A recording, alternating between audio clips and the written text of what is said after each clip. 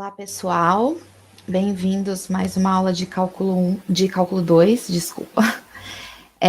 Hoje um dos tópicos da aula, né, que é o que a gente vai começar a aula, a gente vai falar um pouquinho sobre integrais impróprias. Antes de falar de integrais impróprias, a gente vai ver o porquê que a gente vai estar vendo esse tópico hoje, tá? Nós aprendemos, né, o teorema fundamental do cálculo.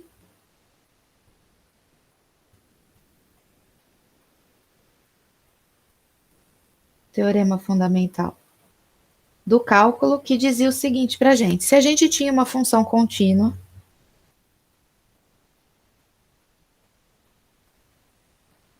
e a gente definisse a função g de x, que é a função área ou diferença de áreas, né? Que associa cada x dentro do mesmo intervalo onde a função f está bem definida, como sendo a integral de a até sx de f de t dt, né? O teorema fundamental do cálculo, ele falava duas coisas para a gente. Existe a primitiva de f, de f', né? Ou seja, existe uma função fona que vai do mesmo intervalo, fona de x, tal que, quando eu derivar a fona, ela vai ser exatamente a função f' que a gente tem do teorema, né? Mais ainda, se eu for integrar dentro desse intervalo onde a função é contínua, né?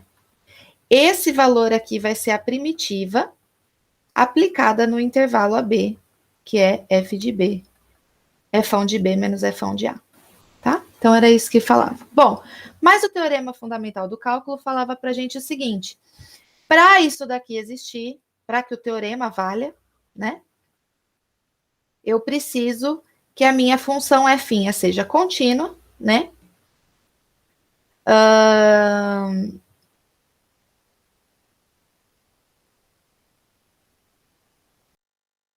Para integrais, sem estar definida dentro do intervalo, e quando tiver definida no intervalo AB, esse AB são números reais, né? Por que a prof está falando isso? Porque as integrais impróprias, elas vêm generalizar o conceito de integral da maneira mais geral possível. Por que eu estou falando isso? Porque nós vamos aprender o porquê que é importante nós aprendermos integral imprópria. Porque a gente vai cair em dois casos onde a gente não pode aplicar diretamente o teorema fundamental do cálculo. Mas a gente pode dar uma arrumadinha nele para usar o teorema fundamental do cálculo, tá bom? Como assim, professora? Deixa eu só tentar apagar esse negócio aqui que tá difícil.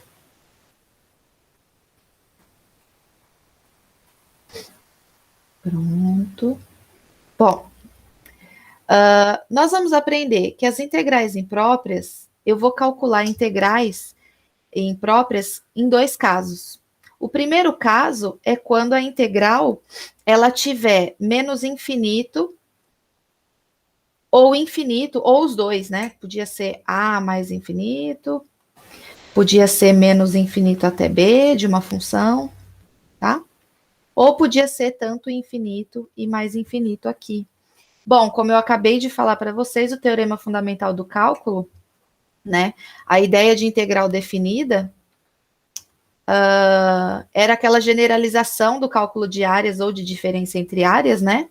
E ele me dizia, o teorema fundamental do cálculo, que uma integral, para ser definida, ela tinha que estar definida dentro de um intervalo AB, onde A e B são números reais. Lembrando que mais e menos infinito não é um número, é um símbolo, né?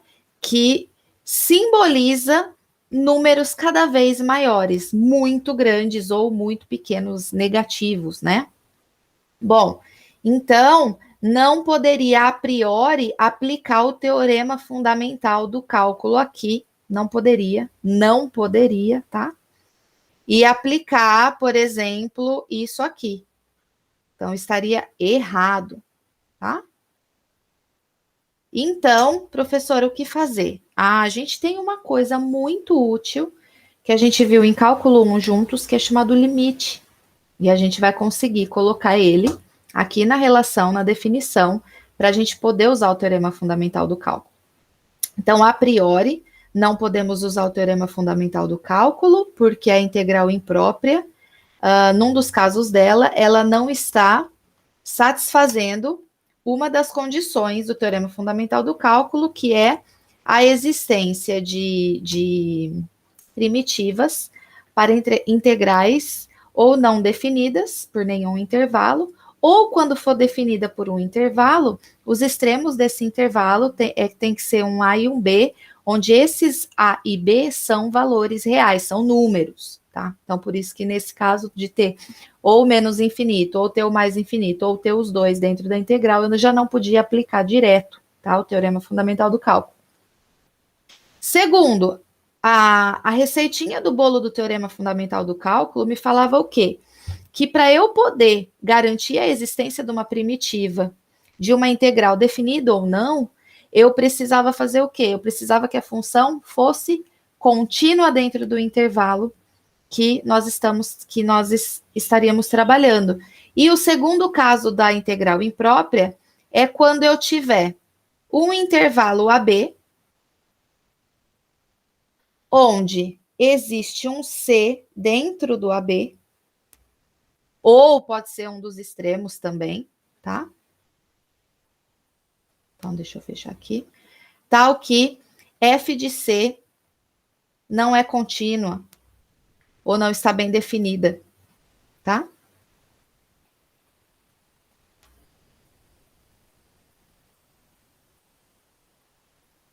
Então, aqui eu não poderia aplicar o teorema fundamental do cálculo, porque a receita do bolo é única exclusiva, único exclusivamente garantido, inclusive a gente viu a necessidade da continuidade, né, dentro da demonstração do teorema fundamental do cálculo, quando nós fizemos. Se vocês tiverem dúvidas, vão para, acho que se eu não me engano, é o vídeo aula 1 ou 2, né, desse nosso curso.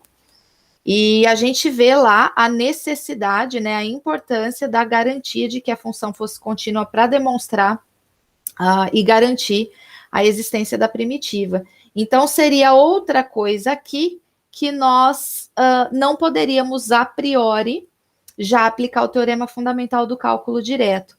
Mas aí, graças ao limitezinho, a gente também vai conseguir, tá bom? Bom, então, o primeiro caso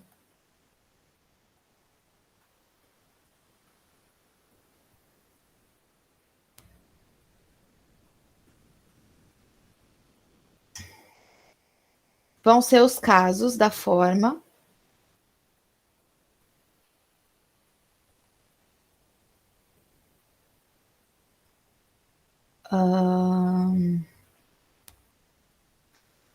A mais infinito, tá? Ou menos infinito até B,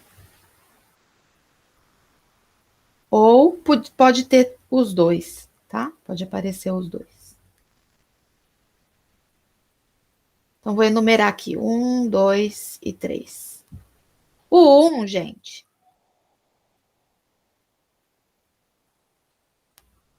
como nós mesmo observamos já anteriormente, o mais infinito, ele não é um número, ele é um símbolo, né?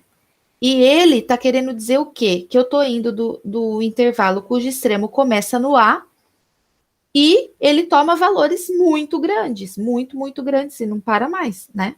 Certo? Na verdade, a gente está nesse intervalo aqui. X pertence a fechado mais infinito, tá? Aberto aqui. Então, eu estou começando, né? Num A e estou indo embora positivamente, né? Então, Eu não tenho teorema fundamental do cálculo a priori para isso, porém, como eu sei que o mais infinito significa que os números depois do A, os valores de x, né? Eles estão tomando números cada vez maiores. Eu posso fazer o que então? Eu posso escrever que essa integral aqui, ela pode ser vista como a integral, o limite de t tendendo a infinito positivo dessa integral aqui.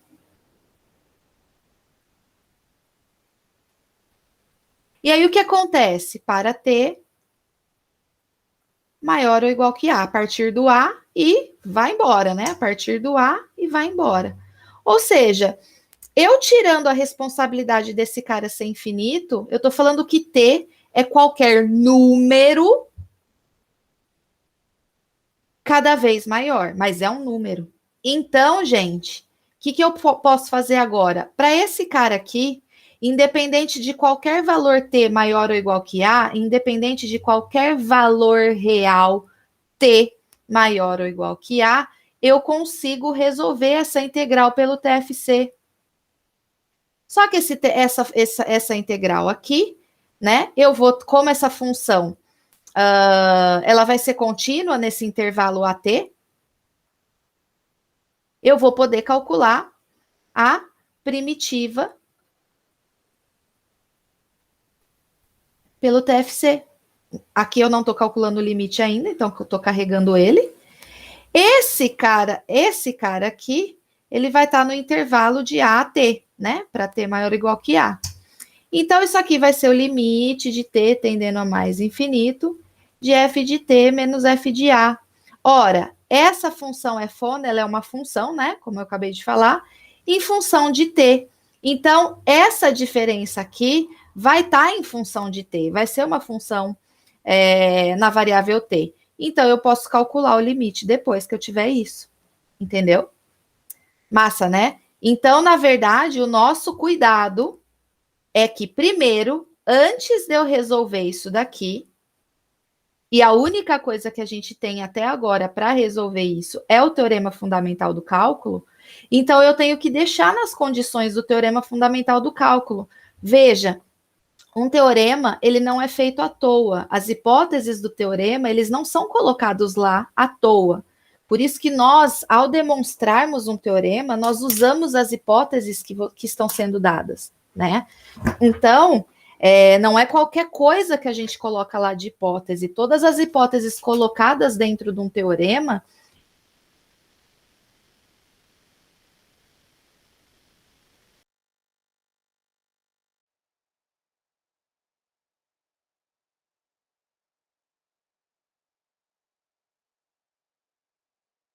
ele não está aprovado para valores num intervalo cujo um dos extremos ou os dois extremos são mais ou menos infinito, porque mais ou menos infinito não é número, né? É um símbolo que está ali fazendo o papel de números cada vez maiores, tá? Então, qual foi a nossa solução para isso? É entender e escrever esse mais infinito como um símbolo que a gente tem de aproximação de valores para uma função dada, que a gente aprendeu no cálculo 1, que é o limite, né, de uma variável, de uma integral de A, né, que eu tinha, o primeiro extremo, até esse T que estava tendendo ao infinito. Só que assim, eu ao substituir T, eu estou falando para você, coloque um número cada vez maior aqui, mas é um número. Então, AT é um intervalo cujo t é um valor real, é um número real, maior ou igual que a, né? Por causa da definição do intervalo fechado aqui. Bom, esse cara aqui, desde que a função é contínua e esse t é um número, então tá maravilhoso, eu posso aplicar o teorema fundamental do cálculo aqui, dentro dessa integral. O que sobrar vai estar em função de t, e aí eu aplico o limite que está em função de t, tá bom? Os outros casos, eles são análogos, o caso 2 e o caso 3. O caso 2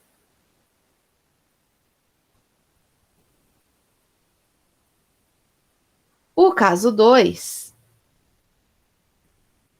é análogo, só que agora o t vai ser o menor extremo do intervalo, né?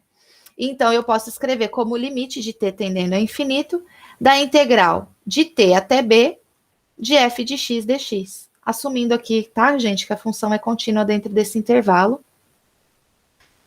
onde t é menor ou igual que b, certo? Porque ele está dentro desse intervalo aqui, tb. Certo? E aqui eu consigo usar o teorema fundamental do cálculo e depois, o que der uma função com relação a t, a gente calcula o limite dessa função com relação a t, tá bom, gente? Professor, e se tiver os dois, que é o terceiro caso? Se a gente tiver esses dois, a gente pode quebrar em dois limites. Por que dois limites? A gente vai pegar um a dentro do intervalo menos infinito até infinito, tá? Opa, perdão, que é aberto e aberto, tá? E a gente viu uma propriedade, né? Que se esse A tá aqui dentro, então o A é maior que os valores menos infinito e menor que os valores que vão a mais infinito. Então, isso aqui eu posso quebrar em a propriedade de integral, né?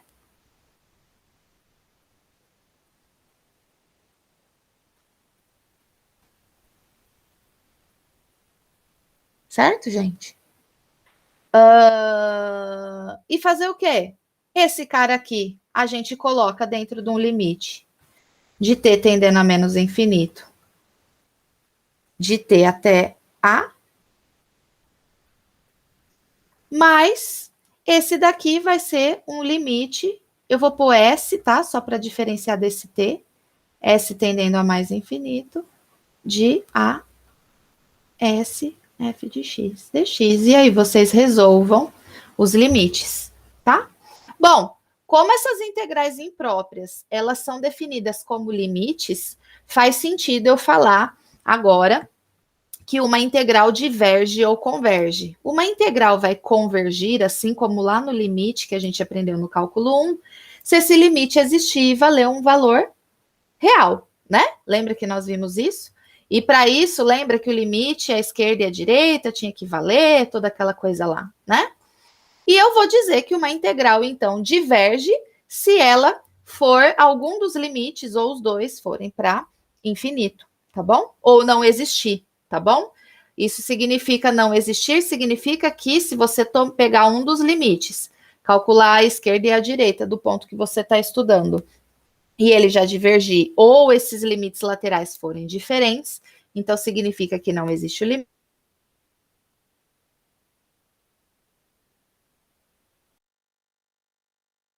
Exemplozinho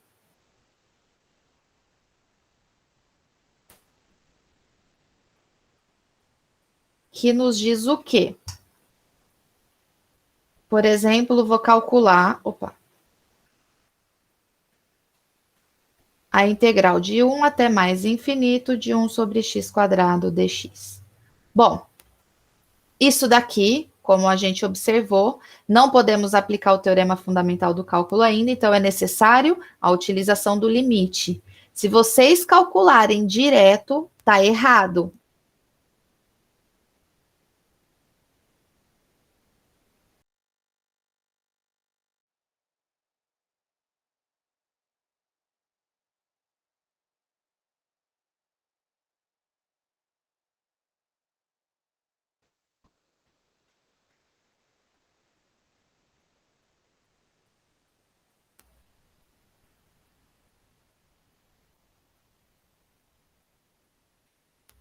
Nós não provamos o teorema fundamental do cálculo para intervalos cujos extremos fossem mais ou menos infinito, certo? Ok.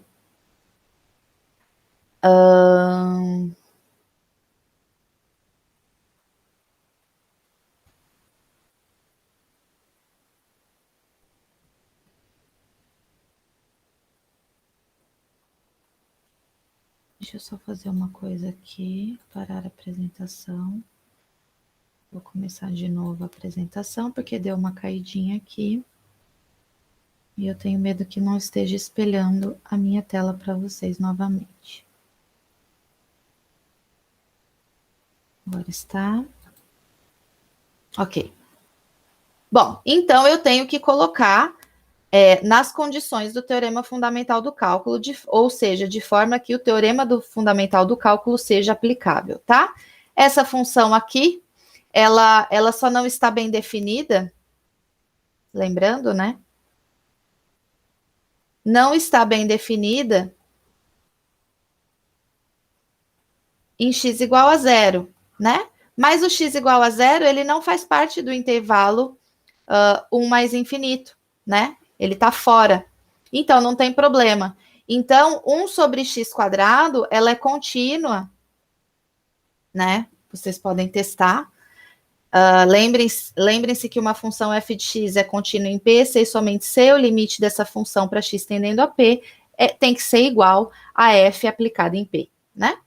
Essa é uma das definições que nós vimos em cálculo 1. Na verdade, a definição não é essa, mas nós usamos essa que é um teorema, na verdade, e ele é equivalente, é C e somente C, né? Então, ele é equivalente à definição, e nós usamos ela por conta de ser mais fácil mesmo. Então, essa função 1 sobre x quadrado, ela é contínua nesse intervalo, tá? Então, beleza. Mas eu ainda não posso aplicar o teorema fundamental do cálculo por conta desse intervalo aqui, que não é o extremo da direita, não é um valor real, não é um B real, né? É um símbolo, tá? Então, vamos embora colocar o limite.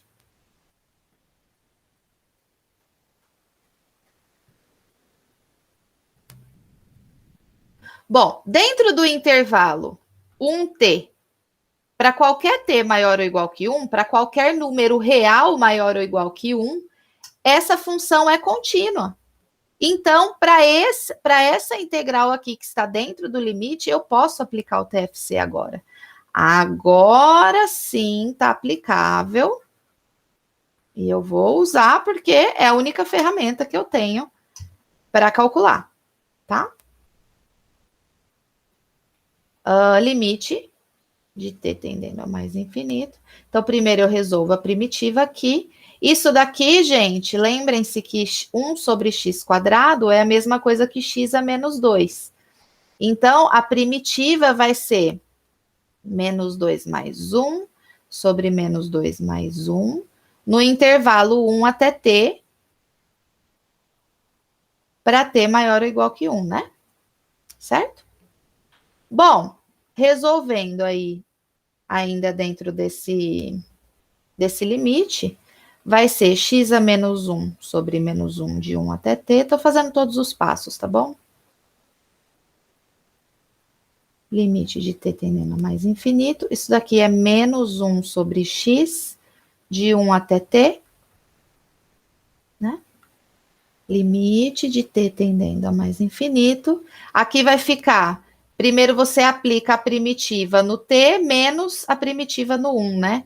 Então, vai ficar menos 1 sobre t, mais, vai ficar menos, com menos dá mais, né? O menos do teorema fundamental do cálculo, mais esse menos vai dar mais. 1, né? Para t maior ou igual que 1. Então, resolvendo esse limite aqui, para t tendendo a mais infinito, isso daqui vai para zero. Então, isso daqui vai convergir para 1. Certo, gente? Então, nós resolvemos. Então, não se esqueça que o limite, introduzir o limite nesse caso, me dar condições para que nós possamos aplicar o teorema fundamental do cálculo para a resolução, para o encontro da primitiva de uma função, né? Da função que está dentro da integral.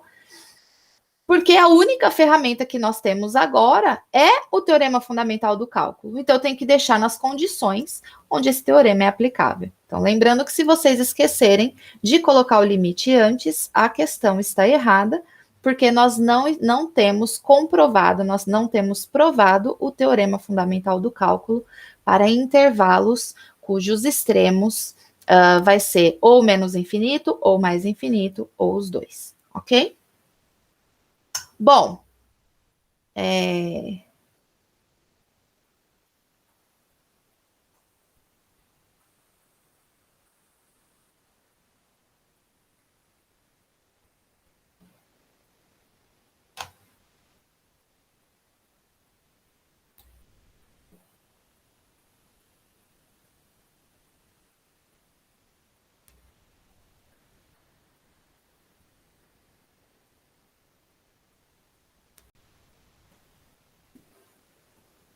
Bom, feito isso, eu vou dar mais um exemplozinho agora sobre o outro caso da integral imprópria, quando... Cadê? Vamos aqui. É outro exemplo, vou deixar para vocês. Agora, gente, muito cuidado, porque a partir de agora, vocês vão ter que, mesmo que vocês tiverem um intervalo cujos extremos são valores reais, vocês não saem já calculando a primitiva feliz da vida, não, porque vocês vão ver agora o segundo caso de integral imprópria, que é quando dentro de um intervalo cujos extremos são valores reais, a função pode ter um ponto de descontinuidade lá dentro. Por quê? Porque o teorema fundamental do cálculo falava para mim que eu consigo garantir a existência de primitivas de funções contínuas dentro do intervalo AB que eu estou trabalhando, tá? Então, aqui pode ser, dentro desse caso que pode ter um ponto de descontinuidade dentro do intervalo onde a função tá definida, né? Então, eu tenho aqui. Então, pode ser que tenha um C pertencente ao intervalo AB, né? Tá aqui dentro, não é nenhum dos extremos, tal que f de C não está bem definida. E se não está bem definida, não tem chance de ser contínua, né? Não está bem definida. Ou esse C pode ser o A ou pode ser o B, tá? Então, a gente tem esses três casos. Então, o primeiro caso que está me falando aqui é quando a descontinuidade está no extremo B, tá? Então, F é contínua em A, B aberto, tá? Lembrem que o teorema fundamental do cálculo não me comprovava valores desse jeito.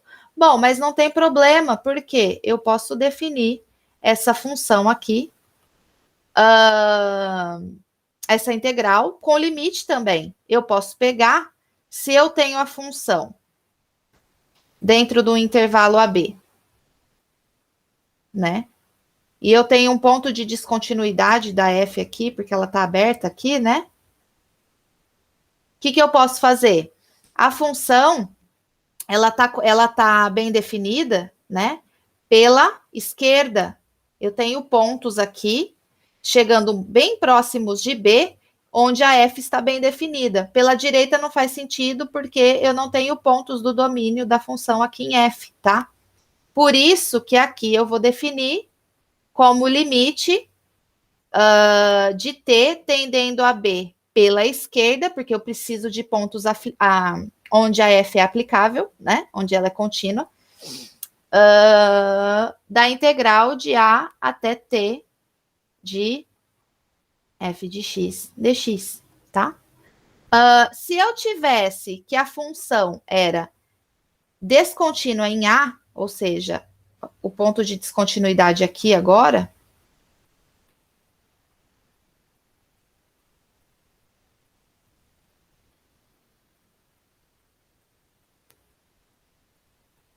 então, no B vai estar bem definida. Aqui, agora, o ponto de descontinuidade da F é no A, tá?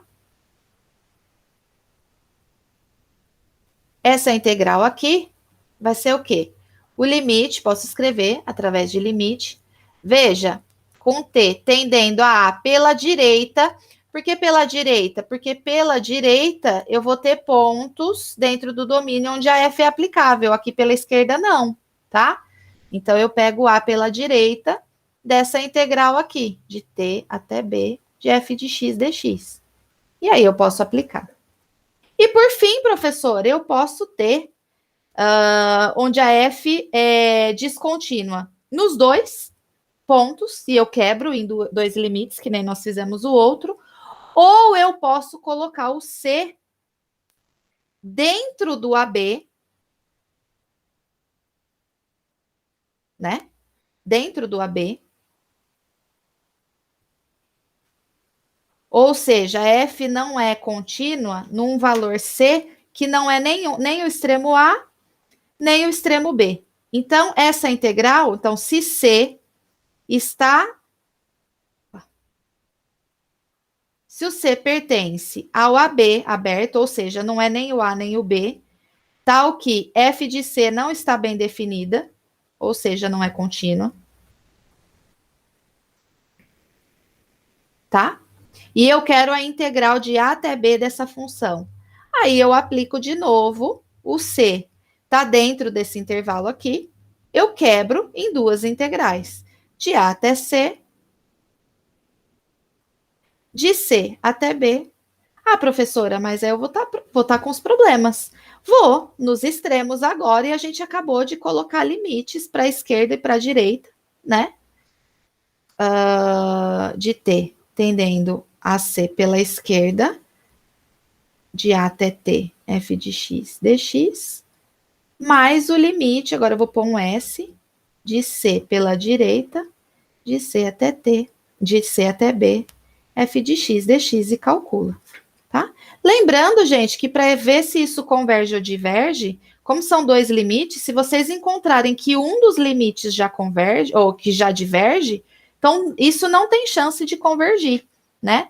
Porque para convergir tem que dar um valor real. Para dar um valor real numa diferença, essa diferença tem que ser dois valores reais.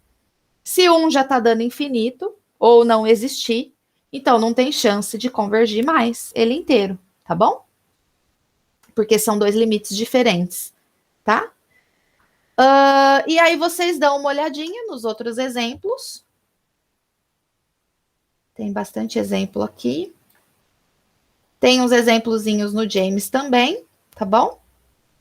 Eu fiz uma observação aqui, que eu falei para vocês, a partir de agora, como nós sabemos integral imprópria, pode ser que eu dê uma integral lá, que vocês acham que é fácil, até bater o olho e encontrar a primitiva, e vocês não observarem que tem um intervalo, um número lá dentro daquele intervalo, onde a função não está bem definida.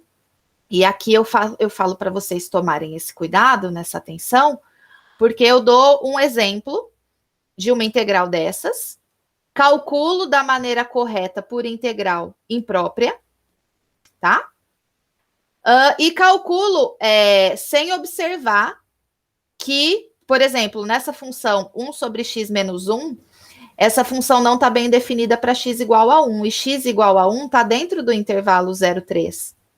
E aí eu esqueço disso, faço bem bonitão aqui, acho a primitiva, aplico o teorema fundamental do cálculo direto, e vejo que o valor da forma incorreta, né, aplicando o TFC direto, é diferente, e olha como é diferente. É perguntar se essa integral converge, você achou que ela vale ln de 2 da forma errada, aplicando o teorema fundamental do cálculo direto, esquecendo de observar que 1 não é contínuo em 0,3, e, portanto, eu não posso, por enquanto, aplicar o teorema fundamental do cálculo, porque ele pede que, para a existência de primitivas, eu preciso que a função seja contínua dentro do intervalo que eu estou escolhendo. E aí, na hora que você vai calcular de maneira que você garanta a aplicabilidade do teorema fundamental do cálculo, colocando limite, você vê que essa integral diverge, minha gente. Aliás, eu não precisei nem calcular essa daqui, né? Porque eu quebrei no ponto de descontinuidade, como eu acabei de falar para vocês, e calculei uma só e já deu menos infinito. Então, são duas integrais diferentes, porque os intervalos são diferentes, né? Onde uma já divergiu. Então, isso aqui nunca tem chance, a soma de um cara menos infinito com alguém não tem chance de dar um valor real, né? Então, isso daqui já diverge. Tá? Então, muito cuidado a partir de agora, que vocês verem uma integralzinha inocente lá, que vocês já sabem fazer, principalmente na prova, né, gente? Né? Tá lá uma integral dando sopa, você fala, caramba, a professora me deu uma integral muito fácil de resolver. Não acredita nisso, é uma cilada, né, total. Isso aí é golpe, golpe, né? Golpe tá aí, cai quem quer. E sempre agora, a partir de agora que vocês sabem integrar integrais impróprias, sempre desconfiem da facilidade da resolução daquela integral, tá bom? Então, a parte de integrais impróprias fica por aqui, e agora nós vamos falar sobre coordenadas polares. Bom, agora a gente vai falar um pouquinho de coordenadas polares. Coordenadas polares nada mais é coisas que vocês já estão carecas de saber, mas nunca ninguém falou para vocês que aquilo chama coordenadas polares, tá? Bom, a gente está acostumado a trabalhar, está trabalhando até agora, estudando as funções, né? No plano cartesiano, né? Vendo elas como curvas contidas no plano cartesiano. E para a gente representar um ponto dentro do plano cartesiano, o que a gente precisa fazer?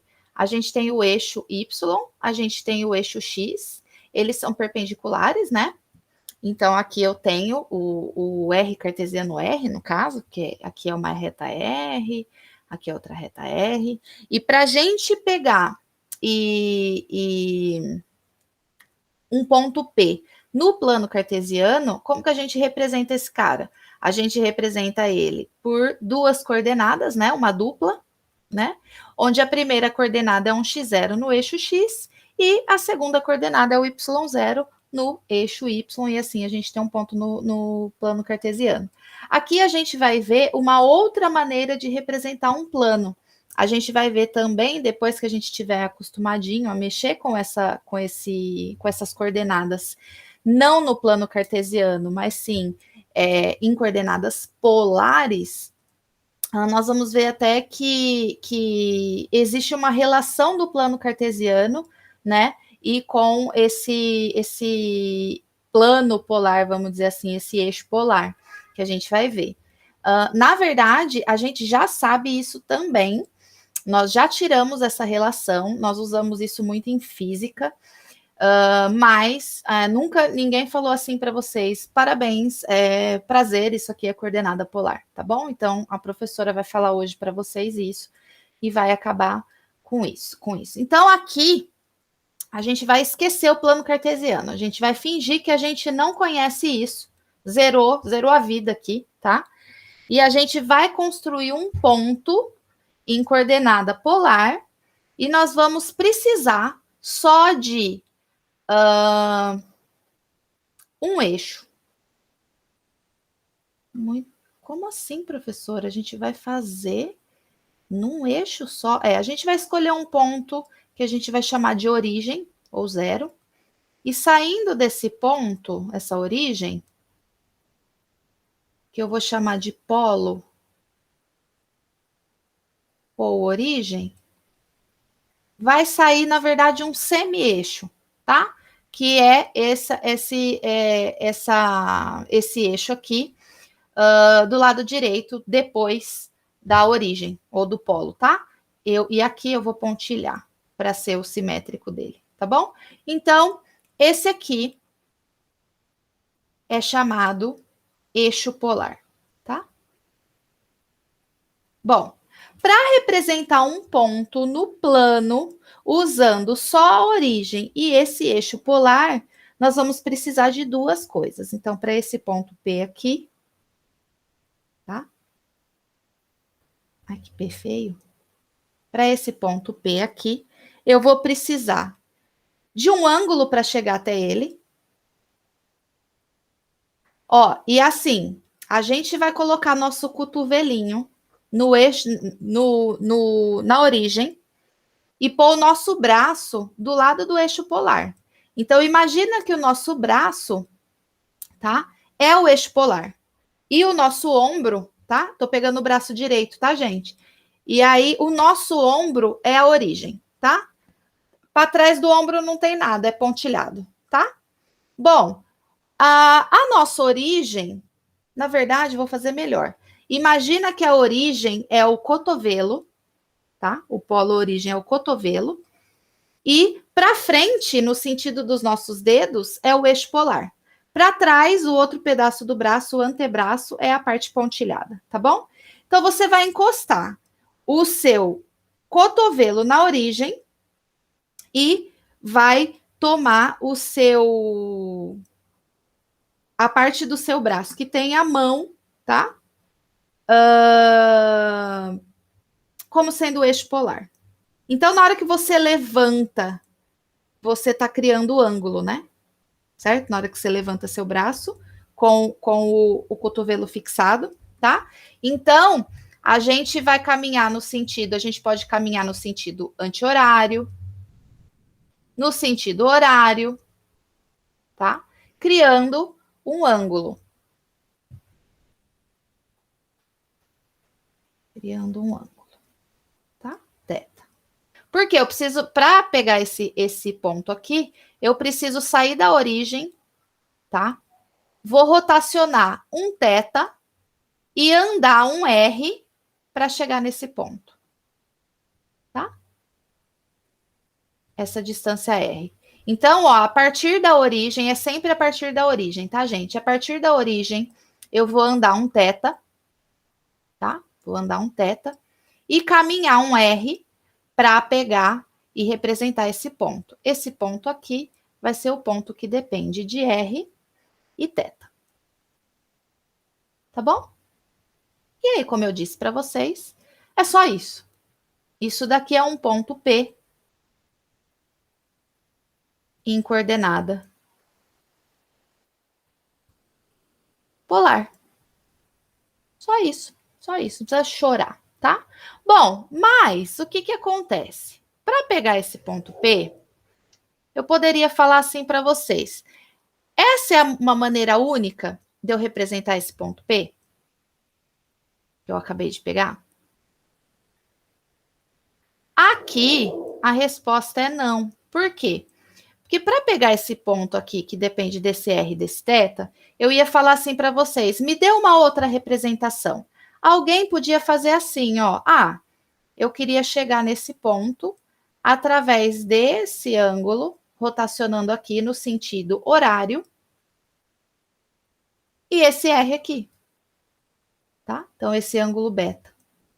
E andar essa distância R aqui. Então, esse P, ele também seria um R beta. Tá?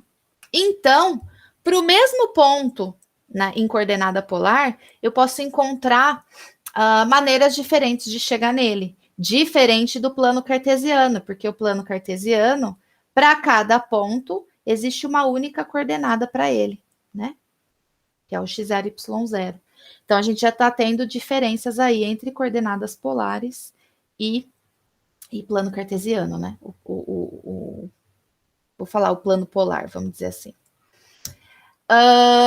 Bom, mas antes da gente ficar colocando diferenças e coisas parecidas e relações, né, entre coordenada polar e plano cartesiano, vamos esquecer um pouquinho o plano cartesiano, tá? O que acontece? Uma preocupação aqui é a gente definir sempre como andar para chegar num ponto em coordenada polar, porque senão vai virar bagunça.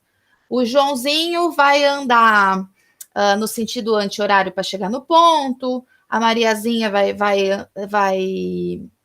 vai fazer no sentido horário, o outro no anti-horário, e o outro vai andar um R, o outro vai andar um menos R, entendeu?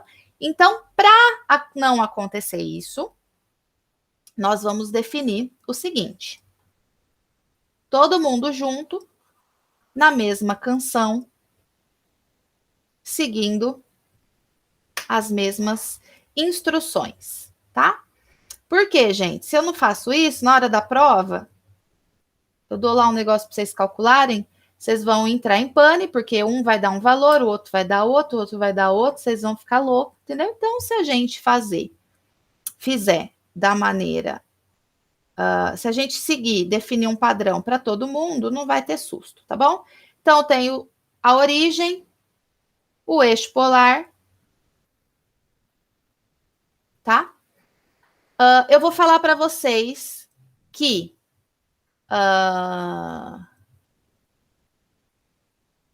esse ponto P,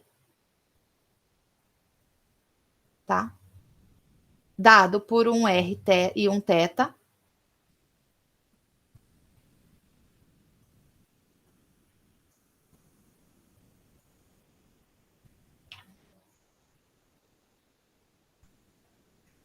nós vamos definir o seguinte. Vamos tomar umas convenções aqui. Eu vou dizer que o ângulo que eu estou andando, por exemplo, para chegar nesse ponto P aqui, eu andei esse ângulo θ. Eu vou falar que o θ é positivo se eu estiver andando no sentido anti-horário, tá? Positivo, anti-horário. Tá, o θ. E o θ negativo, eu vou saber que eu comecei no sentido horário, caminhar com esse θ, tá? A partir da origem, tá? Então, θ positivo, eu ando sentido anti-horário. Para cima, né?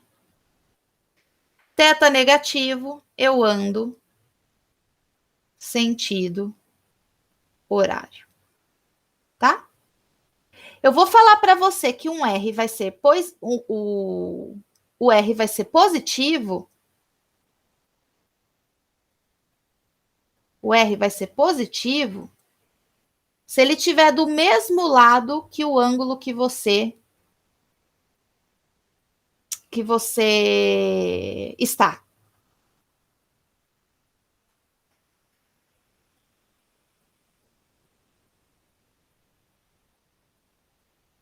E o R vai ser negativo se ele está em lado oposto ao ângulo escolhido, o ângulo que você andou. Não importa se esse ângulo tá, se você andou sentido horário ou anti-horário. Se ele estiver no mesmo lado que você andou, que você está no ângulo, tá? O ângulo que você caminhou, vai. Tá? Então, por exemplo, aqui, gente, ó, eu tô na origem, eu pontilhei aqui, tá? Porque o meu eixo é só esse, o eixo polar, tá? Da construção.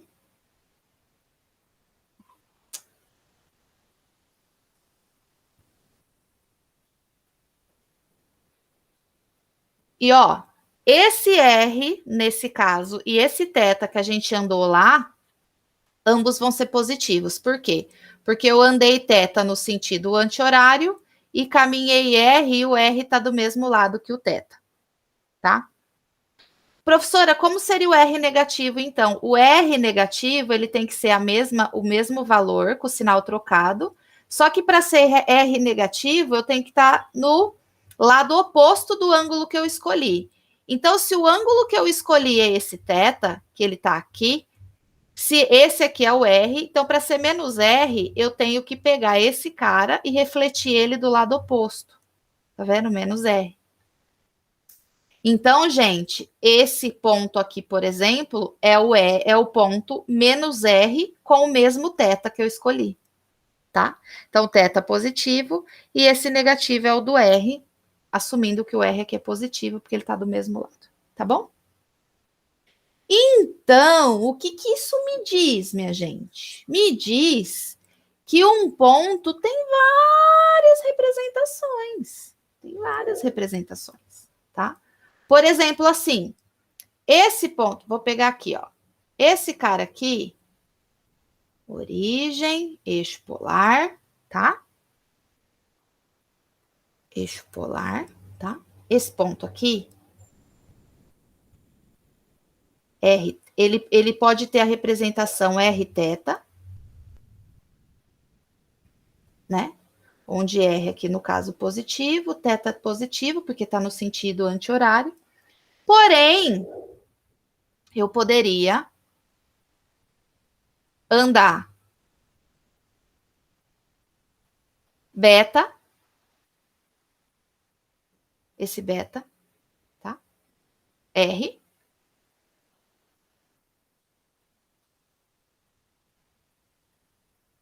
Só que se eu olhar esse... tá certo. Beta R, certo? Só que, gente, ó, eu poderia também representá-lo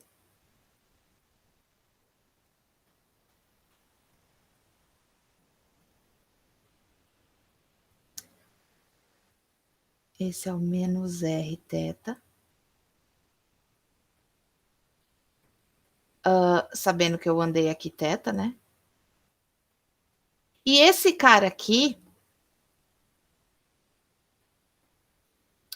poderia ser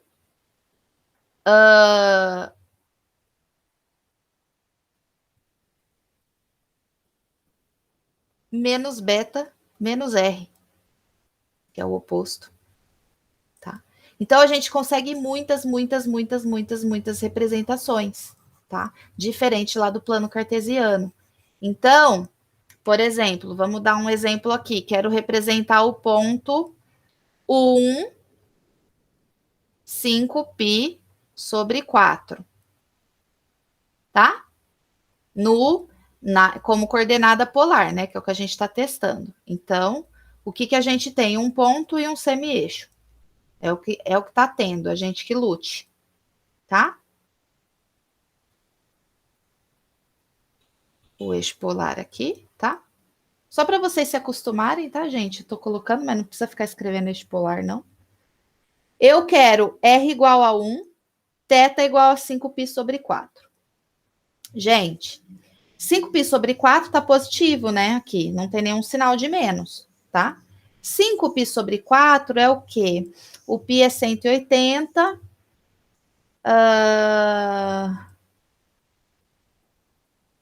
Π sobre 4 é 45. 45 vezes 5,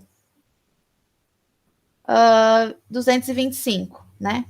Então, ó, eu vou pontilhar, porque não posso colocar, porque o eixo polar é só a origem e o x, tá? Vou pontilhar aqui só para eu lembrar dos quadrantes, tá? Aqui eu tenho 0, π sobre 2, π, 3π sobre 2, 2π, né? Quando eu girei no sentido anti-horário. 5π sobre 4 é 225. Ele está entre 180 e 270. Então, ele está aqui, né? Em algum lugar aqui. Então, como ele está positivo, eu saí no sentido anti-horário e cheguei nele, tá? Vamos supor que é aqui. Esse ângulo aqui, tá? Que é o 5π sobre 4. E eu quero andar 1. R igual a 1. O R é positivo, ou seja, ele tem que estar no mesmo lado que o 5π sobre 4. Então, vamos colocar a unidade. Aqui é o 0, aqui é o 1. Então, esse ponto aqui é o 1, 5π sobre 4. O que eu estou querendo dizer para vocês? Que em coordenada polar, eu não tenho mais esse negócio de lado positivo ou lado negativo. Depende da convenção que a gente adotou aqui, tá? Se eu pegasse, por exemplo, o ponto 1 com o, sei lá, com o 45 graus, com o π sobre 4, ele ia dar... Se eu falasse para você, ande 45 graus, eu quero o ponto P1, π sobre 4. Ande anti-horário π sobre 4, porque está positivo, e caminha 1. Então, esse ponto aqui é o 1, 5, é o 1 π sobre 4, tá? Se eu fosse fazer esse a partir desse, esse cara aqui também seria o P menos 1 π sobre 4. Por quê? porque eu andei π sobre 4, peguei 1. Para ser o menos 1, tem que ser oposto ao ângulo. Esse seria o 1 aqui, menos 1, oposto a ele. Então, seria o ponto menos 1 π sobre 4. Então, esse ponto pode ser 1 5π sobre 4 se eu andei o 5π sobre 4, ou menos 1 π sobre 4 se eu andei só π sobre 4, e aqui é 1, porque o caminho positivo fica do lado do ângulo, então o negativo, o oposto, fica oposto ao ângulo, tá? Então, é muito, muito relativo às coisas. Então, e isso é muito massa, tá? Professora, que loucura. É só porque a gente não está acostumado, né? A gente está acostumado que cada ponto no plano cartesiano, ele tem uma única representação, né? Uma única coordenada, que é um ponto no x, um ponto no y, mas está tudo bem. Por exemplo, representa aqui o ponto P, eu quero 3π, andar 3π, e quero 2, andar 2, né?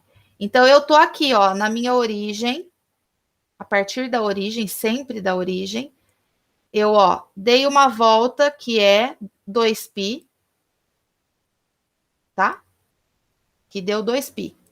De 0, rodei, deu 2π. Só que eu quero 3π, então tem que ser 2π mais π. Então, 3π é isso aqui, né? Parou aqui. Só que, então, vou pontilhar aqui. Então, eu quero 3π. O 2, ele tem que estar no mesmo lado que o ângulo para ser positivo. Então, tem que estar aqui. Então, 1, 2. Então, esse é o ponto 2, 3π. Então, se eu, pelo 3π, esse aqui, por exemplo, é o menos 2, 3π. Certo? E assim por diante. Deem uma olhada nos outros exemplos, ver se a prof representou tudo direitinho, tá? Eu fiz uns exemplos aí. E aí veio a parte que eu falei para vocês, a relação entre as coordenadas cartesianas, que a gente também sabe, em física a gente usa muito isso, né? Qual é a representação? Bom, vamos pegar o eixo polar. Origem, sempre origem e semi-eixo X, tá? Esse aqui é. Agora, vamos pegar e desenhar sobre o plano polar o nosso plano cartesiano. Eu vou pontilhar o plano cartesiano, tá bom? Em preto. E ele tem essa parte aqui também, né? Bom, vamos escolher um ponto aqui. Gente, eu tô pegando sempre no primeiro quadrante, mas por pura preguiça, tá? Pode pegar em qualquer lugar que vocês quiserem. Vamos pegar esse ponto aqui, o ponto P. Bom, no plano cartesiano,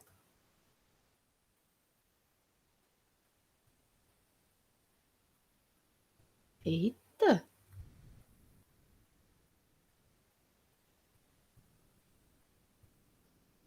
Pensando aqui.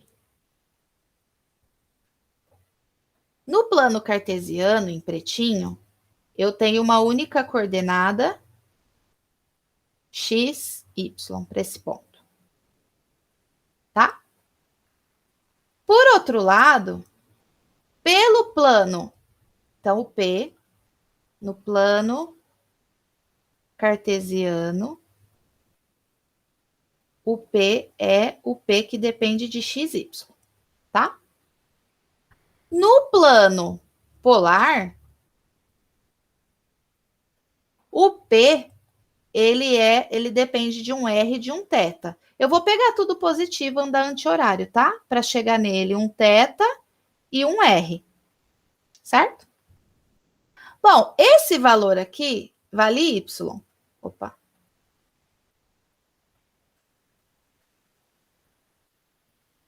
Esse valor aqui vale X. Então, nós temos um triângulo retângulo aqui. Então, uma das relações que nós tiramos seria qual? Por Pitágoras, que o R da caminhada no plano polar ao quadrado é x quadrado mais y quadrado. Não é isso? Outra coisa, o, o, o x, né? Se eu pegar o cosseno do ângulo é o quê? Cateto adjacente sobre hipotenusa. Ou seja, eu consigo achar a coordenada x, né? Dependendo de r e θ. Assim como pelo seno, cateto oposto, seno de θ, cateto oposto sobre hipotenusa. E eu consigo o y também como dependendo de r e θ. Ou seja, o ponto xy no plano cartesiano é o ponto r cosseno θ, r seno θ no plano polar. E a gente tem isso daqui, nada mais é o quê? Que a equação da circunferência centrada na origem de raio R. Olha que maravilha, tudo que a gente já sabe, tudo que a gente já sabia, né? Então, tudo aqui a gente sabia. O que a gente não estava acostumado era realmente representar um ponto no plano polar, né? Uma coordenada polar. Mas ela tem relação que a gente já está careca de saber. E aí a gente só fica um pouquinho perdido, né? Porque aqui nas coordenadas polares, quando eu vou representar um ponto, ele não tem uma única coordenada, né, gente? Não tem um único R, não tem um único θ para isso, né? A gente perde a noção do que é positivo, o que é negativo, porque depende do R, depende do θ, depende se você está caminhando o ângulo no sentido horário, no sentido anti-horário. Se a caminhada até aquele ponto, depois que você escolheu o ângulo, ele é positivo se ele está do mesmo lado do ângulo. E isso que eu estou falando no ângulo, independente se você escolheu ele no sentido horário ou anti-horário, tá? Então, depende muito desses desenhos. Então, treinem bastante. No livro do James tem bastante exemplozinhos desses para vocês verem. Inclusive,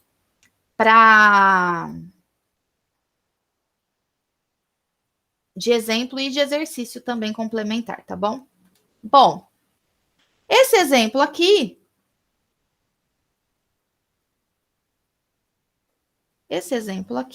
é para você converter um ponto em coordenada polar para coordenada cartesiana, tá? E se você quiser fazer o contrário, você também pode, tá? Isso por quê? Por causa daquela relação, essas relações que a gente acabou de tirar, de o x e o y, dependendo de r e θ, da coordenada polar, e vice-versa, se você quiser também, né? Às vezes você está com um ponto no cartesiano e você quer passar para polar, né? Então você pode. Por que eu estou estudando pontos em coordenadas polares? Porque funções, para eu achar o gráfico, a curva, eu tenho que aplicar pontos na minha função, né? Então, por isso que agora a gente vai ver curvas em coordenadas polares. E como a gente está estudando integral, tudo que a gente está vendo aqui para o plano polar é para a gente conseguir integrar em coordenadas polares. Professora, que vantagem Maria leva aprendendo a integrar em coordenada polar? Gente, às vezes a gente está com uma curva que a gente não sabe o que é. E quando a gente passa para a coordenada polar, ela fica muito mais simples da gente ver. Vocês vão ver que a coordenada polar, bom, vocês já viram que uma das relações entre coordenada polar e coordenada cartesiana é a circunferência, né? O gráfico da circunferência centrada na origem e raio R. Ou seja, as curvas polares, as coordenadas polares, como a gente está trabalhando sempre com ângulo, rotacionando o ângulo, tanto sendo no sentido horário quanto no sentido anti-horário, e andando um R, um raio, né? A gente está sempre fazendo pedacinhos de circunferência. né? Por isso que a gente está olhando o quadrante. Por quê? Porque a gente está trabalhando com ângulo, né? Então, quando a gente olha, muitas vezes a gente tem uma curva, um gráfico, no plano cartesiano, que a priori a gente não sabe o que é, se a gente passar para a coordenada polar, fica muito simples. Vocês vão ver que a construção de curvas em coordenadas polares é muito simples, tá? Então, acaba ficando mais vantajoso, às vezes, ter uma ferramenta dessa, tá bom? E aí eu vou definir para vocês o que é uma curva polar. Vai ser o gráfico de uma equação polar da forma R igual a f de θ, onde o θ é o ângulo e o R é aquela caminhada lá. Então, para a gente caminhar, por que é da forma R igual a f de θ? Porque quando a gente está Eita, eu tô torta hoje. Continuo.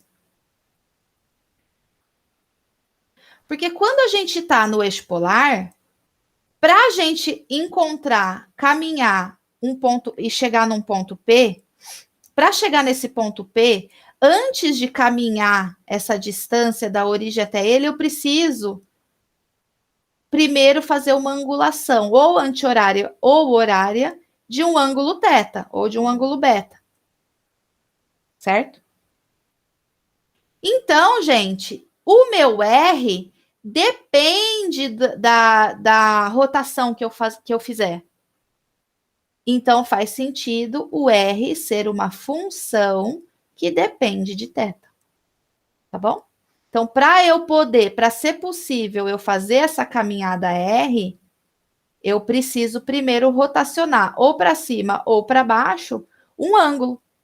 Então, por isso que esse R, para eu poder fazer ele, eu dependo desse ângulo primeiro. Por isso que faz sentido eu falar que R é uma função que depende de θ. Tá? Então, o primeiro exemplo aqui é esboçar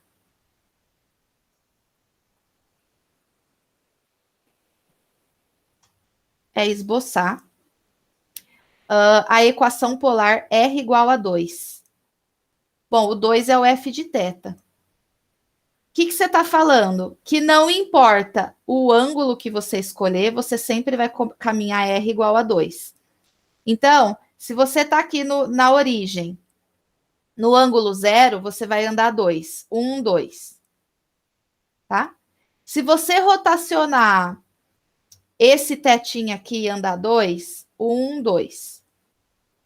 Então, não importa o quanto você rotacione, qualquer ângulo que você escolher, você está sempre andando 1, 2, 1, 2, 1, 2. Estou escolhendo o sentido anti-horário porque não faz sentido eu ficar carregando sinal, né, gente? Eu quero escolher o sentido horário, professora, tá bom, vai com Deus. Eu vou escolher o anti-horário porque eu não quero ficar carregando sinal para não ter possibilidade de errar, né? Porque eu também não sou besta, né? Então, qual é o gráfico que está me dando aqui dessa equação polar R igual a 2? A circunferência x quadrado mais y quadrado igual a 4, né?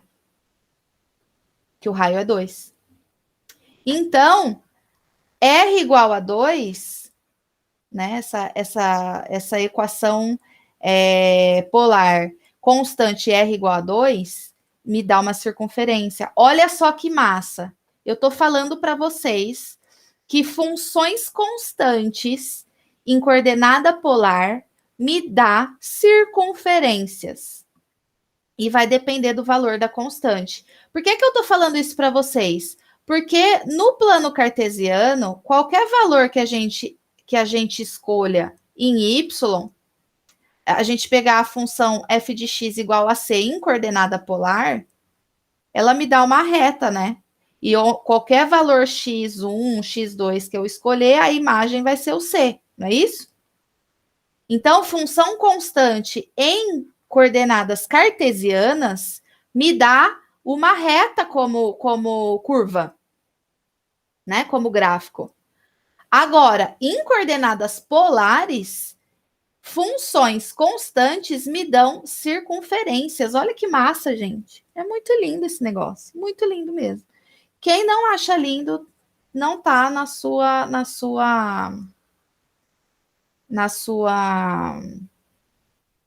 não tá num bom dia, tá? Não tá num bom dia. Bom, agora eu quero outro exemplo. A curva polar θ igual a 1. Ou seja, eu vou fixar sempre θ igual a 1 e variar o meu R, tá? Então, eu quero todos os R's que dependem do θ igual a 1. Gente, se eu pegar o eixo polar,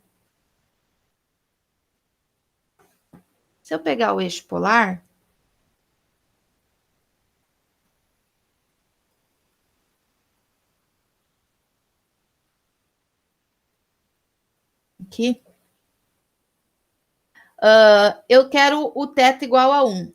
Eu vou dar uma representação bem feia do θ igual a 1 aqui, tá bom, gente?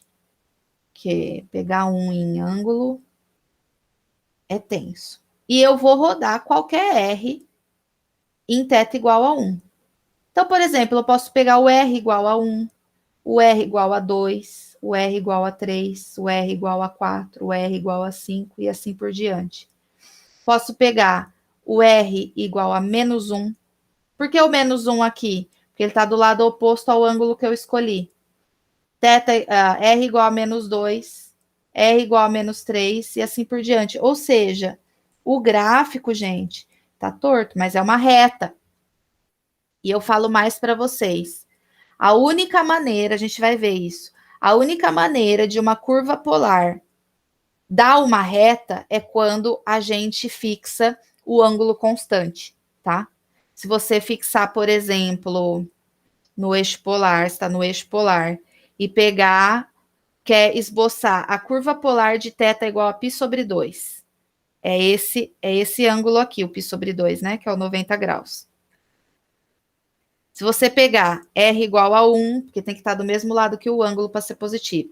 R igual a 2, R igual a 3, R igual a menos 1, R igual a menos 2, R igual a menos 3, você vai ter essa reta aqui. Tá? Então, a única maneira da gente ter curva polar como reta dentro do plano polar é quando a gente fixa o θ em algum valor, tá? Quando o θ é constante, tá?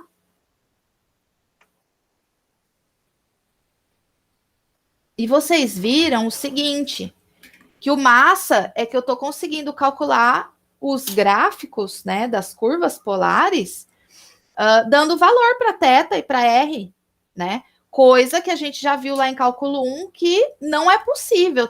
A gente pode pegar uma função, claro, né, gente, que tem função que a gente sabe que atribuindo alguns valorizinhos a gente consegue saber o que é, porque a gente já está cansado de saber, por exemplo, a reta em coordenada cartesiana, mas a gente viu em cálculo 1 que a gente pode pegar umas funções muito doidas que a gente não sabe o que é.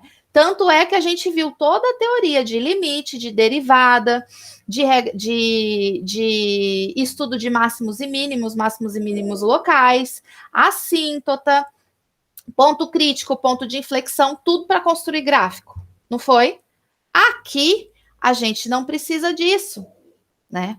Porque a gente sabe que nós vamos ter simetria, né? Por conta da angulação, por conta dos pontos simétricos do R, do valor do R e da convenção que a gente tomou. E aí, aqui é a reta que deu aquele outro lá, tá bom? E aqui, gente, o gráfico do coraçãozinho. Tudo bem que o coraçãozinho tá de ponta cabeça, né? Mas não tem problema, não. Olha, vamos lá. Eu vou pegar. Claro, né? Que quanto mais pontos eu pegar, mais eu vou chegar no gráfico real, né? Na curva real, mais perto da curva real que eu quero desenhar. Então, a gente depois vai ver umas dicas. Ah, professora, quais pontos eu pego para eu não errar o gráfico? Porque às vezes, né, você pega um ponto lá que você não percebeu e para dar um biquinho tal. Por exemplo, para pegar esse ponto aqui, eu tive que pegar o 3π sobre 2. Então, eu vou dar umas dicas para vocês durante o percurso aqui, tá bom? Bom, vamos pegar o R. Eu quero esboçar 1 mais seno de θ, que é o gráfico do coraçãozinho. Tá? Nesse caso, eu peguei os ângulos 0, π sobre 2, π, 3π sobre 2 e 2π, tá? Bom, quando o θ vale 0, isso aqui é o F do θ, né, gente? Então, quando o θ vale 0, o F do 0 vale quanto? Que é o R, nesse caso. Vai ser 1 mais seno de 0.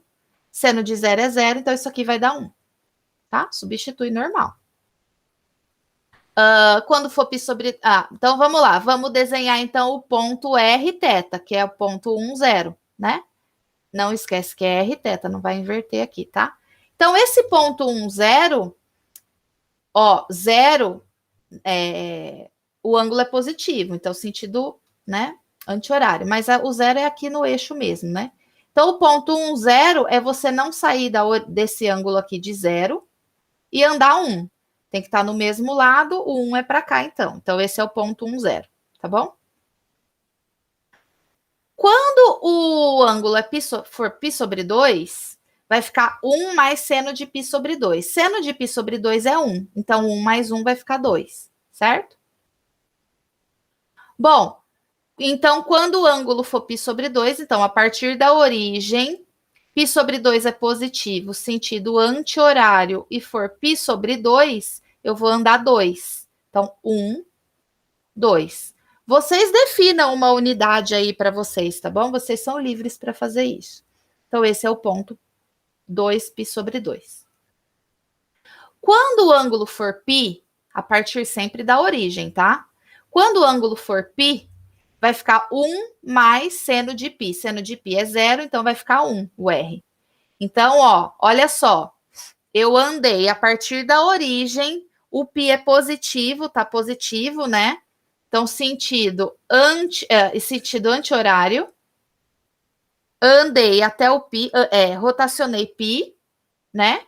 E andei 1 positivo. Gente, 1 positivo, o ponto, né? O R, ele tem que estar do mesmo lado que o ângulo. O ângulo tá aqui, o π. Então, o 1 positivo é do lado do ângulo. Então, tem que estar aqui, tá? Não é mais esse 1 aqui. Ó, que massa. Então, é esse ponto aqui. O 3π sobre 2, seno de 3π sobre 2 é menos 1. Então, aqui vai ficar f de 3π sobre 2 é 1 mais seno de 3π sobre 2. Seno de 3π sobre 2 é menos 1, então vai ficar 1 menos 1, que é 0, tá? Então, vocês acharam um lugar que você rotaciona, o ângulo está positivo, 3π sobre 2, mas eu não saio do lugar com o meu passinho. Então, eu estou aqui no R. O R não anda nada, o R é 0, tá? E, por fim, para o θ igual a 2π, ou seja, estou andando aqui, sentido anti-horário, porque 2π é positivo. Se fosse menos 2π, eu carregava no sentido horário, entendeu? 2π. E ando 1, né? Porque o seno de 2π é 0, com esse 1 vai dar 1. Então, o R é 1. Ou seja, ó que massa, gente. Deixa eu apagar isso aqui. Saí do 0, 2π, e caminhei 1. Tem que ser o 1 para ser positivo, tem que estar do mesmo lado que o ângulo que está aqui. E esse aqui é o 1. Ou seja, esse ponto aqui é tanto o P10 quanto o P12π. Ai, que fofo, gente. Tá vendo só? E aí, o que acontece? Lembra que eu observei para vocês que no exemplo passado, que a única maneira da gente ter retinhas era quando a gente fixava o θ. O θ aqui está sempre variando, que eu estou pegando θs variáveis. Então, não tem como dar retas. tem como dar o quê? Coordenada polar me dá pedacinhos de circunferência, como a gente observou. Quando não era reta, era pedacinho de circunferência. E a única forma da gente ter aquilo, a reta, era quando a gente fixava o θ um valor. Mas aqui o θ está variando. Então não tem como dar reta. Então só tem que ser pedacinhos de circunferência. Bom, então vamos lá. Ó, obedecendo o sentido anti-horário que nós caminhamos para cá, né? Primeiro eu saio do P10, aqui, né? Que é esse aqui. Depois, sentido anti-horário, eu vou para o ponto 2π/2. Pedacinho de circunferência. Quando eu falo pedacinho de circunferência, gente, é uma curvinha, não é reto, tá? Vocês não vão fazer assim, não é uma reta.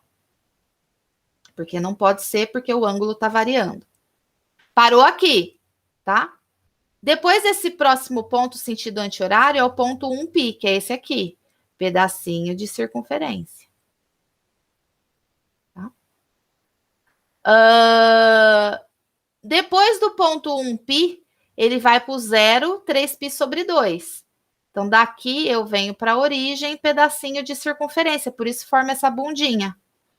E, no final do ponto 0, 3π/2, eu vou para o ponto 1, 2π, que era esse aqui, né? 1, 2π. Daqui da origem, eu vou para ele, pedacinho de circunferência. Por isso que dá o coraçãozinho. Professora, mas por que as concavidades estão dessa maneira, né? Vamos lá ver? Vamos lá ver? Vamos colocar esse cara aqui em coordenada cartesiana. Vamos pegar R igual a 1 mais seno de θ em coordenada cartesiana, como se o θ fosse x e o R y. Tá?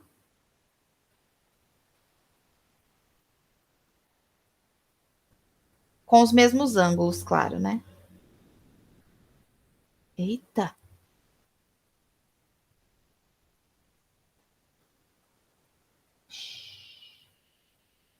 Oh, Deus.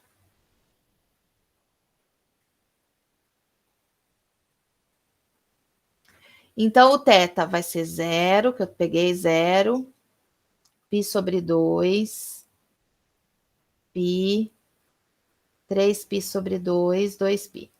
Tá? Eu quero esse gráfico em coordenada cartesiana, agora, só para vocês entenderem. Quando o θ vale 0, o R vale 1. Certo? Quando o θ vale π/2, o R vale 2.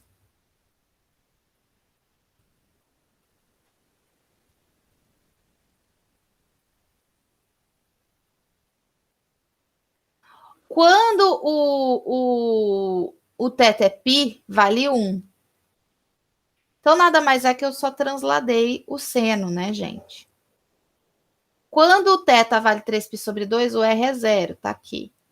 E 2π, ele vale 1 de novo. Então, nada mais é que o seno aqui, né? Transladadinho 1 para cima. Olha só.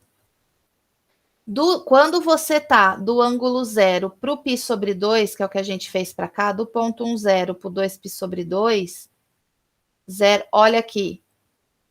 Concavidadezinha dele, ó, para baixo. Concavidadezinha para baixo. Do π/2 para o π, do π/2 para o π, concavidadezinha para baixo. Do π para o 3π/2, a concavidade... É que meu gráfico tá horroroso, né, gente? Oh, Deus. Aqui é assim. A concavidadezinha tá para cima. Então, concavidadezinha tá para cima. E por último, de 3π/2 para 2π, concavidadezinha para cima. Concavidadezinha para cima, tá? Então, se vocês tiverem dúvida na concavidade, faz ele no cantinho, em coordenada cartesiana, e depois passa para cá, tá bom? Eu já não tenho muita paciência, então eu já faço direto, tá bom? Eu quero que vocês entendam depois. Vamos fazer esse aqui juntos, vai.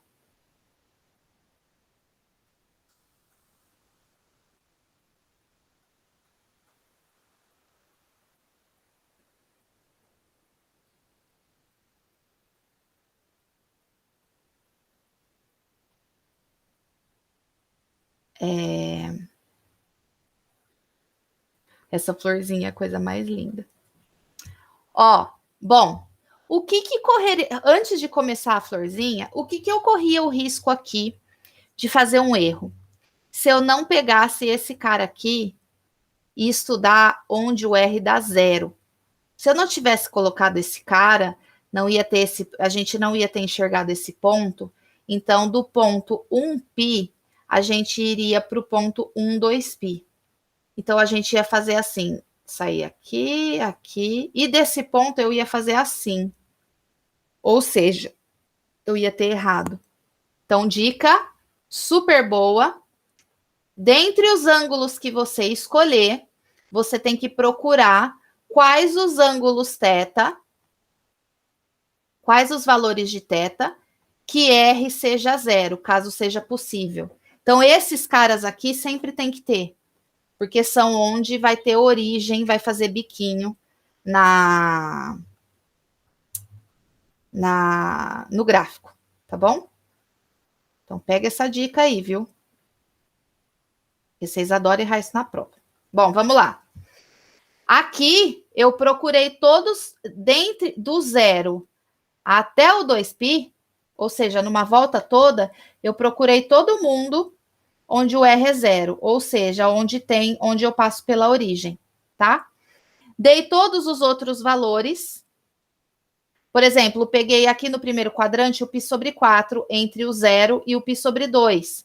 Então, se eu peguei o π sobre 4, eu vou pegar todos os simétricos desse ponto nos outros quadrantes. Deixa eu apagar esses rabisqueiros que eu faço, tá? Então, ó, lembra que na circunferência, né, os pontos de simetria, se esse é um θ, né, esse aqui é o π menos θ, esse aqui é o π mais θ, e esse é o 2π menos θ. Então, se você escolher o π sobre 4, esse é o π menos π sobre 4, que vai dar o 3π sobre 4, esse ângulo. Esse vai ser o π mais π sobre 4, e esse o 2π menos π sobre 4, que deu 7π sobre 4, tá? Então, se você escolheu esse aqui, professora, por que você escolheu esse nesse caso? Porque o R é cosseno de 2θ. Eu estou sendo preguiçosa e eu estou procurando valores que eu acho os cossenos fáceis, valendo 1 e menos 1. Então, se eu pegar π sobre 4, quando eu multiplico por 2, dá o π sobre 2. Eu sei onde é o cosseno de π sobre 2, 3π sobre 2, e assim por diante, tá? Então, dica número 2. Primeira dica, procurar todos os valores de θ para os quais a gente zera o R, caso exista. Aqui, em toda a volta, eu achei, ó, o π sobre 4, o 3π sobre 4, o 5π sobre 4 e o 7π sobre 4, tá? Depois, os outros, procurei valores que os cossenos sejam fáceis de eu procurar, por exemplo. No π sobre 2, quando o θ é π sobre 2, o cosseno é π. Eu sei que o cosseno de π é menos 1, né? E assim por diante. Bom, depois que eu carreguei essas dicas, vamos desenhar o gráfico. Vou desenhar com vocês, tá bom? Como eu tô pegando, ó, eixo polar eu desenho, o resto pontilho, só para me ajudar por conta dos ângulos. Se vocês não pontilharem na hora de fazer na prova, eu vou dar errado. Então, 0, π sobre 2, π, 3π sobre 2 e 2π. Então, eu escolhi o π sobre 4. Aí, o simétrico dele aqui no segundo quadrante, o 3π sobre 4.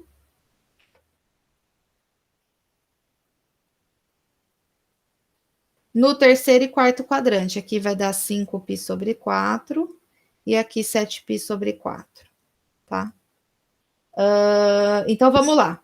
Quem é o ponto? O ponto, quando eu não ando nada de ângulo, quando eu não rotaciono 0, vai ser 1. Então, o ponto P10, deixa eu fazer maior, tá, gente?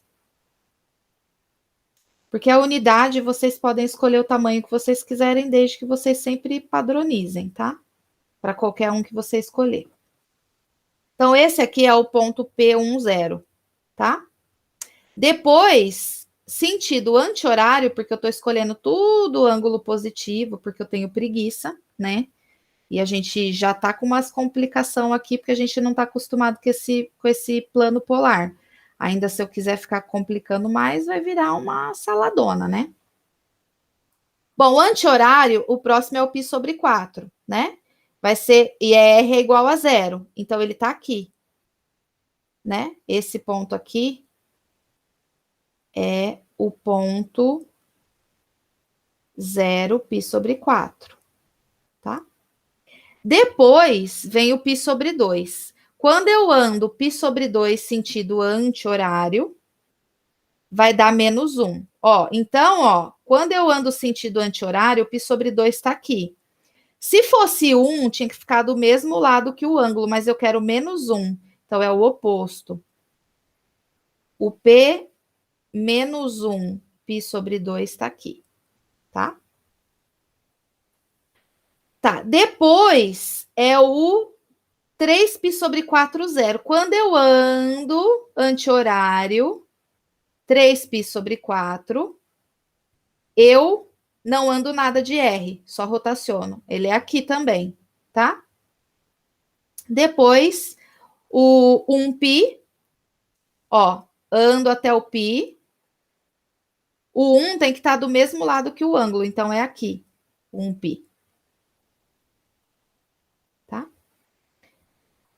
5π sobre 4, aqui, é o 0.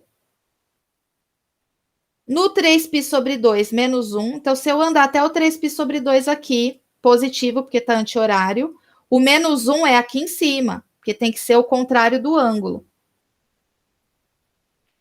Isso aqui é muito massa. Tá? O 7π sobre 4, no 7π sobre 4 é 0, o R. E no 2π é 1. Esse é o P 1, 2π. R teta, né? Ó, gente, então vamos lá. Ângulo que está sendo, que está mudando, né? Eu estou variando o ângulo, então não tem jeito de dar R, de dar reta, então são pedacinhos de circunferência, tá? Ó, do ponto 1, 0 até o π sobre 4, o 0 π sobre 4, eu tô aqui, ó. Eu tô aqui no ponto 1, 0, e eu tenho que ir em pedacinho de circunferência para o ponto R teta, que é 0 π sobre 4. O 0 π sobre 4 é o que é esse pontinho da origem. Então, eu faço assim, ó. Então, quando eu andar π sobre 4, não posso ultrapassar o π sobre 4 aqui, eu venho e paro nesse ponto. Não era para ter ultrapassado aqui, né? Acabei de falar. Eu estou no ângulo 3π sobre 4. Tá? Parei aqui, tô aqui. Do 0 π sobre 4, que é esse ponto, eu tô indo para o ponto menos 1 π sobre 2, que era esse. Então, daqui, pedacinho de circunferência. E sentido, gente, anti-horário. Por isso que eu não tô fazendo assim, eu tô fazendo assim. Porque eu tenho que seguir o sentido anti-horário, tá?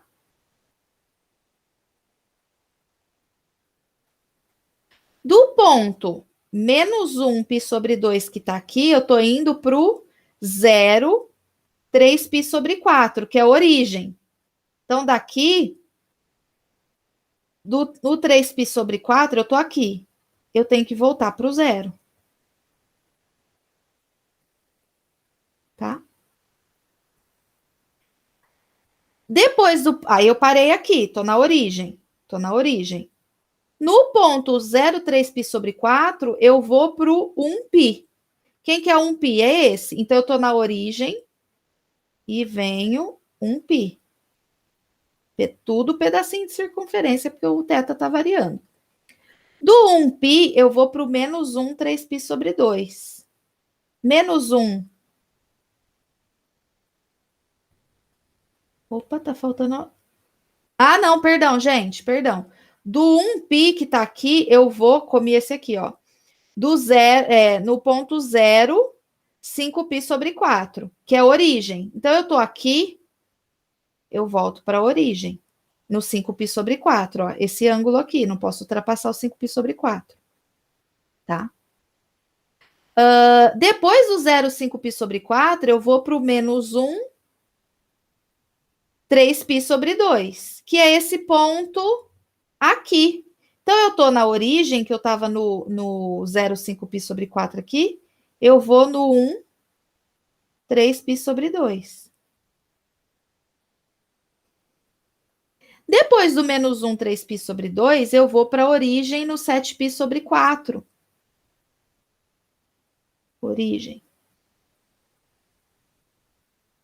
E, por fim, na primeira volta, eu vou do P menos 1, 3π, do 0, 7π sobre 4, eu vou para o ponto 1, 2π, que é esse cara aqui. E eu tô na origem, então, né? Eu venho aqui. E aí eu tenho a florzinha. Se vocês pegarem e fazerem o cartesiano de θ e r, vocês vão perceber as concavidades que tá tudo certinho. Vocês fazem como eu fiz esse daqui para vocês naquela hora, tá bom? Testem e tirem dúvidas comigo caso vocês tenham.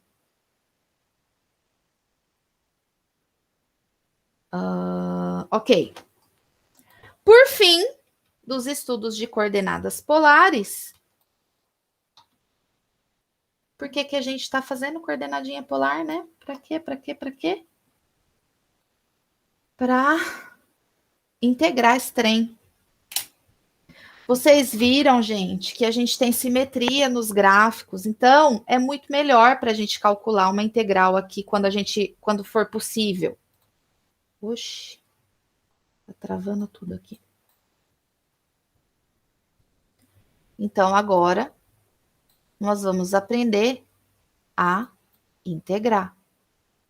E vocês não sabem, né? Os gráficos em coordenada polar, como a gente está fazendo de 0 a 2π, né? E no máximo a gente vai ficar dando voltas no gráfico que a gente fez, vão ser integrais definidas, né? Então a região, ela vai ser uma integral definida. Isto é, limite de soma de Riemann a gente vai fazer. Olha que gracinha. Eu vou pegar o eixo polar e o eixo polar aqui, né? E eu quero integrar uma região. Então, ó, eu vou pegar um certo ângulo A e um certo R de A, vai dar o ponto representado pelo R de A, certo? Perdão. Antes de eu fazer isso, como é uma região fechada, eu vou querer integrar essa região, né? Então, vamos supor que eu tenho R igual a f de θ aqui, né? Eu tenho que ter a função. E eu quero a integral, né? Eu quero a região delimitada por essa função, tá? Em algum pedacinho, que no caso é essa região aqui. Bom, essa região R aqui, ela é dada por esse ponto aqui e esse ponto aqui delimitam ela nessa função. Esse ponto, é por isso que a gente aprendeu a fazer o ponto em coordenada polar, ele vai ser o quê? Um ângulo A e uma distância R de A. Então, esse ponto aqui é o ponto R de A. Esse outro ponto verdinho aqui, eu vou caminhar no sentido anti-horário B, um ângulo B, e caminhei um R de B para chegar nele. Né? Certo?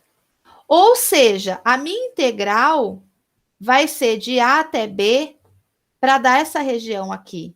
Então, a minha integral, ela vai variar em ângulo. Tá? Bom, mas antes disso, a gente vai construir de fato, tá bom?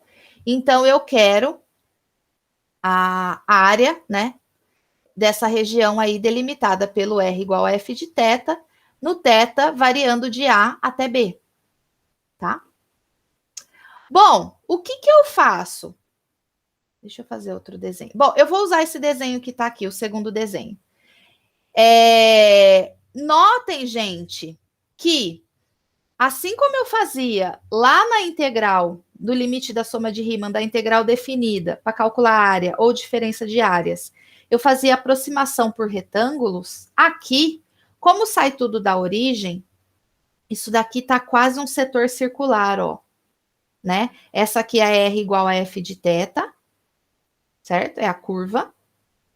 Mas eu posso aproximar ela por setores circulares. Agora não faz mais sentido pegar retângulo. Por quê? Porque você sempre está saindo da origem e chegando nesses pontos aqui.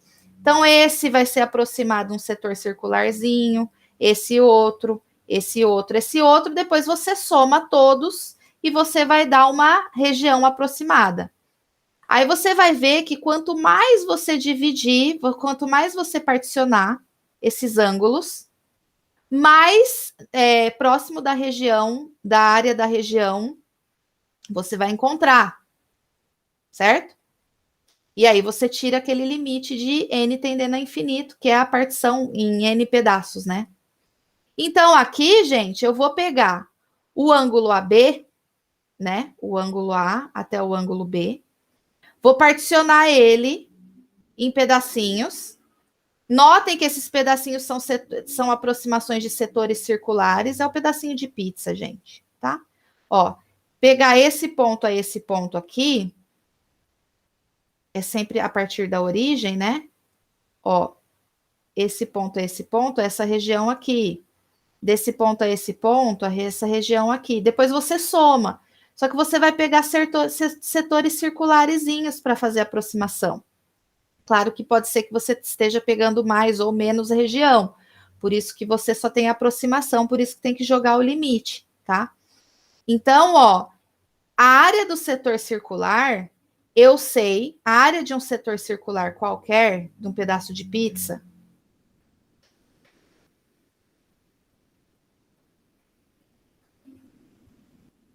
a área do setor circular, ele é meio R quadrado, R quadrado vezes θ, tá?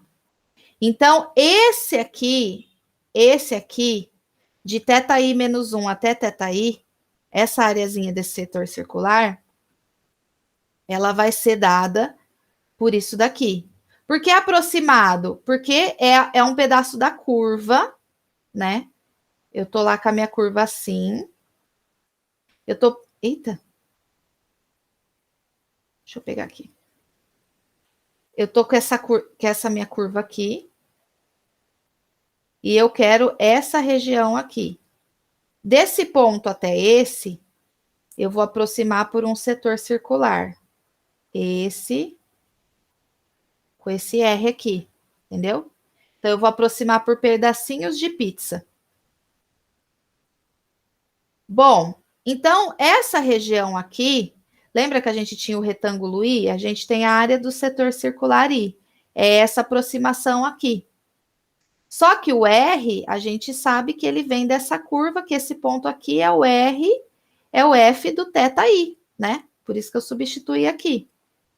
Então, o meu R de θi, ele é esse F de θ aqui, e na fórmula ele vai ficar F de θi ao quadrado, tá?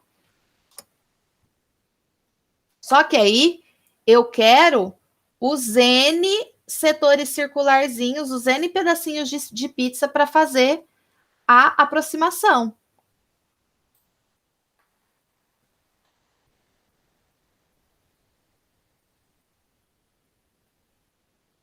Então, na hora que eu somar os N que eu escolhi, vai me dar uma aproximação, né? Porque pode ser que vai me dar uma área maior ou uma área menor nesses θis dentro desses ângulos aí. Só que eu não quero a aproximação, eu quero a área real daquela região. Então, eu tenho que jogar o limite do n tendendo a infinito do limite, e vai criar aquele limite da soma de Riemann lá. Só que agora, a minha fórmula vai dar um pouquinho diferente, porque lembra que era f de xi delta x. Só que agora, a área do setor circular tem esse meio, tem esse quadrado, né? O meio dentro da soma e do limite são constantes, então eu tirei para fora. E ficou desse jeito. Olha só, ficou f de x quadrado e o delta teta, que eu estou variando em teta, né? Eu estou variando o ângulo. Então, na verdade, isso daqui, colocando na fórmula de integral definida do limite da soma de Riemann da função que a gente tinha, vai ficar meio. A integral de A até B, que está variando no ângulo, da função que eu tenho, que no caso vai ser f de θ ao quadrado por causa do setor circular. Então, professor, eu vou precisar usar limite de soma de Riemann? Não, gente, mas é que a fórmula dá um pouquinho diferente da integral, porque a integral de A até B f de x dx, quando a gente está no plano cartesiano. Aqui apareceu esse meio e esse quadrado. E é porque a gente não fez aproximação por retângulo, a gente fez por pedacinho de pizza, que são áreas de setores circulares. E a fórmula da área do setor circular regular é meio r quadrado vezes θ. Por isso que saiu dessas aproximações, desses pedacinhos de pizza. E aí a gente tem a área em coordenadas polares. E aí, o que é massa, para finalizar nossa aula, aquela rosácea. Ah, gente, desculpa, essa florzinha, ela tem um nome especial na matemática, tá bom? Ela chama rosácea de N pétalas. Se tiver 4 pétalas, rosácea de 4 pétalas. Se tiver 6 pétalas, rosácea de 6 pétalas, tá? 8 pétalas, e assim por diante. O coraçãozinho, ele é chamado na matemática, aquele anterior à rosácea que a gente fez, ele é chamado de cardioide, tá? Aí tem relação com o coração mesmo, né? Por isso que eu falei o coraçãozinho, mas formalmente ele chama cardioide. E a florzinha que a gente está aqui falando, né? Que a prof está falando, formalmente na matemática ela é chamada de rosácea. É uma flor, uma rosa, né? Tá? Ok. Então eu construí o gráfico da rosácea de 0 a 2π, tá? E eu quero que vocês calculem a área delimitada pela rosácea de 4 pétalas. Gente, ao invés da gente integrar de 0 a 2π, a gente sabe que todas essas pétalas, elas são simétricas. Então, eu pego a mais fácil delas, no caso, a toda positiva aqui, né? Calculo essa área e depois multiplico por 4. Então, essa aqui, a área da rosácea total vai ser 4 vezes a área 1, onde a área 1 é esse pedacinho aqui. Ó que massa. E a área 1 vai ser dada, aqui a gente tinha calculado, né, de π sobre 4, a 7π sobre 4, que é a mesma coisa que menos π sobre 4, né? Porque, ó, ela tá vindo de menos π sobre 4 até π sobre 4. Tá? E aí, não esqueçam, meio f de θ ao quadrado dθ, certo? Mas o f de θ, vocês têm, que é o R, né? Vocês têm, que é cosseno de θ. Meio cosseno de 2θ dθ. Aí vocês vão ter que fazer uma mudança de variável aqui, resolver isso aqui que agora vocês sabem, tá? Pergunta, professora, ao invés de pegar essa pétala aqui, total, eu podia pegar, calcular metade dela, ó, tá vendo aqui? de 0 a π sobre 4 e dá essa região. E ao invés de multiplicar por 4 a área total da rosácea, multiplicar por quanto? Por 8 podia? Porque é 1, 2, 3, 4, 5, 6, 7, 8. 8 metadinhas de pétala, né? Pode. Melhor ainda, que fica de 0 ou a área da rosácea. Pode ser 8 área 2, onde a área 2... Opa.